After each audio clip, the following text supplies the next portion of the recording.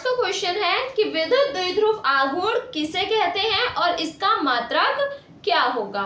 तो विद्युत द्विध्रुव आघूर्ण, सबसे पहले अगर हम विद्युत द्विध्रुव की बात करें तो ऐसा समायोजन जिसमें दो समान परंतु विपरीत प्रकृति के आवेश, यानी एक प्लस का क्यू और एक माइनस का क्यू, तो दोनों समान है, क्यू और क्यू मान समान है, परंतु विपरीत प्रकृति, एक प्लस का और एक माइनस का है। तो ऐसा समायोजन जिनमें दो बराबर परंतु विपरीत प्रकृति के आवेश एक दूसरे से अल्प दूरी पर जुड़े हो या अल्प दूरी पर रखे हो, द्विध्रुव कहलाता है।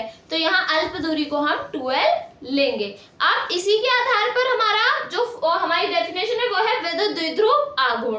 तो इसे हम क्या कहेंगे कि किसी विद्युत द्विध्रुव के, ठीक है, तो विद्युत द्विध्रुव के किसी एक आवेश, तो विद्युत द्विध्रुव का कोई एक आवेश का परिमाण यानी Q तथा द्विध्रुव की लंबाई के गुणनफल को विद्युत द्विध्रुव आघूर्ण कहते हैं। तो द्विध्रुव के किसी एक आवेश के परिमाण तथा द्विध्रुव की लंबाई के गुणनफल को विद्युत द्विध्रुव आघूर्ण कहते हैं। इसे हम P से प्रदर्शित करते हैं।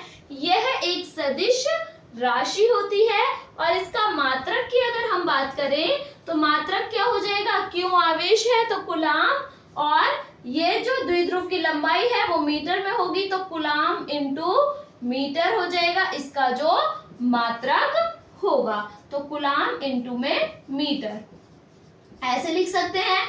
अगर मैं इसकी वीमा भी अगर बताना चाहूँ तो वीमा इसकी क्या होगी, कूलाम के लिए AT यूज करते हैं और इसके लिए L, तो यहाँ पर LTA कह सकते हैं, इसकी जो वीमा हो जाएगी। ठीक है, इसके अलावा इसका एक और मात्रक होता है जिसे हम बोलते हैं डिबाइड।